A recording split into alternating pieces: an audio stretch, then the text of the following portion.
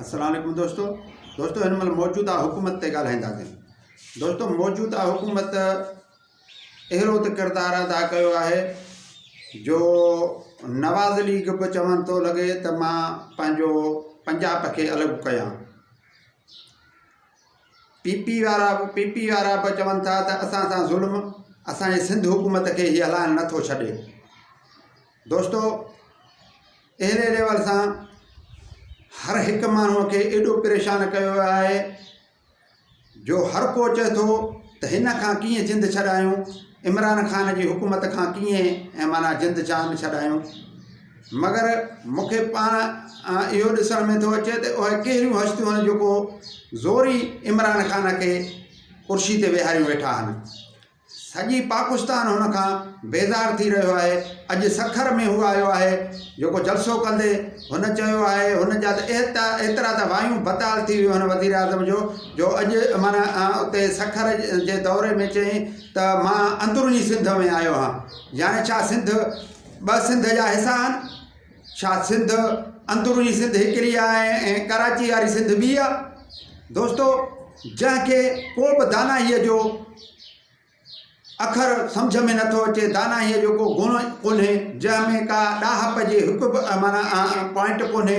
मज़हबी जमायतुनि खे बि बेज़ार करे छॾी एतिरे हद ताईं जो या रसूलुल्लाह सल्लल्लाहु अलैहि वसल्लम जे माना तौहीन थी आहे त उन्हीअ में उहे उन्हीअ लेवल सां बि सॼे पाकिस्तान में जलसा जुलूस आहिनि त सॼे पाकिस्तान जेको मुस्लमान जो मुल्क आहे उन्हनि जो बि दिलि आज़ारी कयो वेठो आहे ऐं हुन सां नाता सुपारती नाता फ्रांस सां नथो टोले, जेको मुआहदे तौरु लिखी ॾिना आहिनि त मां 20 तारीख़ ताईं उहे मां उहे सफ़ीर वापसि कंदुसि। मगर या त माना न लिखी ॾे हा ऐं उहो उन मुआहदे खां फिरियो बि पाण ऐं वरी चए थो त दहशतगर्द बि इहे तंज़ीमूं आहिनि। दोस्तों सरासर नाजाइज़ी आहे, सॼे पाकिस्तान जे अवाम खे ईज़ाए पिए थो, ॾुखाए पिए थो।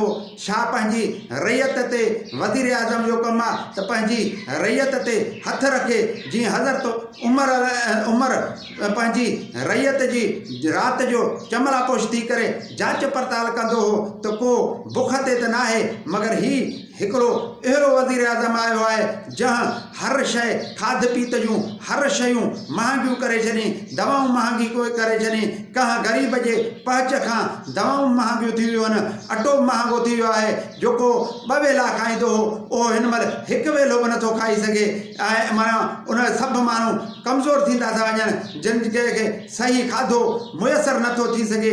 उन्हनि जो माशी हालात तंग पिया था थियनि। मगर ही त हिकिड़ो वज़ीर आज़म अहिड़ो माना अची वियो आहे जंहिंखे इहा बि ख़बर कोन्हे त सिंध हिकु आहे या 2 आहिनि। उन चए थो अंदरूनी सिंध में ॾे मां आयो आहियां, पहिरियों दफ़ो आयो आहियां सखर में अंदरूनी सिंध। जंहिंखे ॻाल्हाइण जो ई माना ढंग कोन्हे, जंहिंखे पंहिंजे हुकूमत में हूंदे बि ख़बर कोन्हे त सिंध हिकिड़ी आहे या सिंध जा 2 हिसा आहिनि।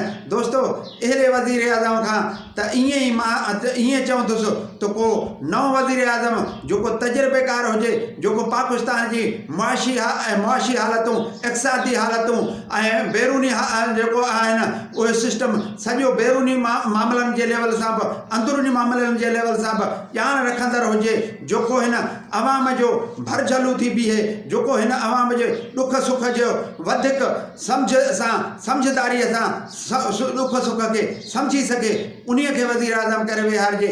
उन्हीअ जे हथ में इहे ॾिजे। हिन जे हथ में त बाल बहितर आहे, हिन खे सिर्फ़ु बाल माना हलाए ॼाणे।